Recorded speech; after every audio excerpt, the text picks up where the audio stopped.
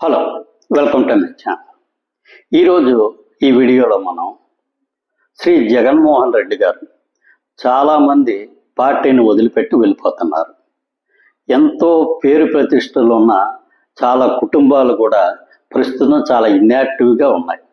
అయినా సరే జగన్మోహన్ రెడ్డి గారు ఏమీ వాళ్ళు బతిమాలటం లేదు, వాళ్ళ మీద దృష్టి పెట్టడం లేదు. ఆయన పని ఆయన చేసుకుంటూనే పోతున్నారు. దీనికి సంబంధించి మనం ఈ వీడియోలో కొంచెం తెలుసుకుందాం. ఇంతవరకు ఈ ఛానల్ సబ్స్క్రైబ్ చేసుకోకపోతే ప్లీజ్ సబ్స్క్రైబ్ చేసుకోండి. Thank you. ఇక అసలు విషయంలోకి వెళ్తే, జగన్మోహన్ రెడ్డి గారికి తన మీద ఒక ప్రగాఢమైన నమ్మకం ఉంది. అదేమిటంటే, ప్రజలు తనను చూసి మాత్రమే ఓటేస్తారు. ఎమ్మెల్యేలు ఎవరిని పెట్టాను అనేది ఇక్కడ మ్యాటర్ కాదు.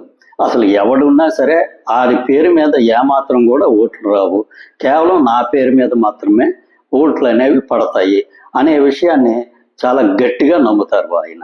అందుకనే ఆయన ఎవరు ఎంత పేరున్న వ్యక్తి అయినా సరే పార్టీని వదిలిపెట్టి వెళ్ళిపోతున్నా ఆయన దాని గురించి ఏమాత్రం పట్టించుకోవటం లేదు.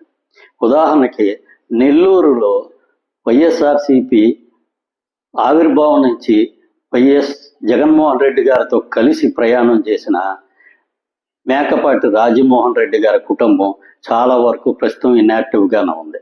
అదేవిధంగా ఆళ్ళ అయోధ్య రామిరెడ్డి గారి కుటుంబం కూడా చాలా వరకు ఇన్యాక్టివ్గానే ఉంది.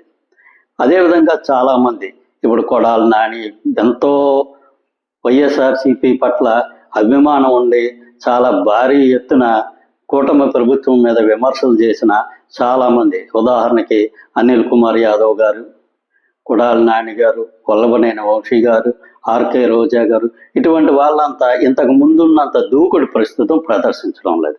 దీనికి కారణం ఏంటంటే, ముందు ఏ అభ్యర్థిని ఎక్కడికి పంపిస్తారు అనే విషయంలో వైఎస్ఆర్సిపి నాయకుల్లో చాలా వరకు ఒక విధమైన గందరగోళం ఏర్పడింది. గత ఎన్నికల ముందు కూడా వైఎస్ఆర్సిపి దాదాపు 80 మంది పైన అభ్యర్థుల్ని అటు ఇటు జంబ్లింగ్ చేయడం జరిగింది. ఇప్పుడు కూడా అదే విధంగా జరుగుతుందేమో అనే అనుమానాలు చాలా వరకు వైఎస్ఆర్సిపి నాయకుల్లో ఉన్నాయి. ఇక 2029 ఎన్నికల సమయానికి ఈ అభ్యర్థుల్ని ఏ విధంగా మారుస్తారు అనే విషయం అది ఒక జగన్మోహన్ రెడ్డి గారికే తెలుసు.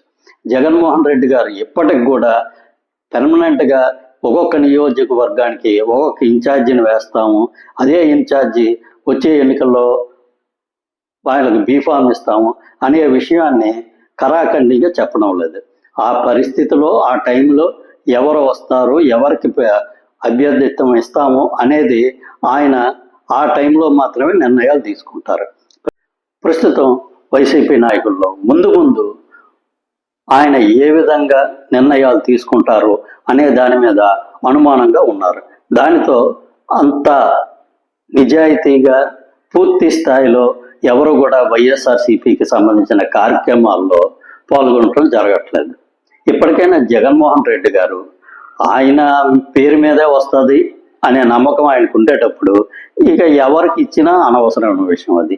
ఆయన ఎవరికైనా ఇచ్చుకోవచ్చు, ఎందుకంటే ఏ అనామకుడికి ఇచ్చినైనా సరే నిలబెట్టి ఆయన గెలిపించుకోగలను అనే ధైర్యం ఆయనకు ఉండేటప్పుడు ఇలాంటి విషయాలు ఏమాత్రం పట్టించుకోవాల్సిన అవసరం లేదు.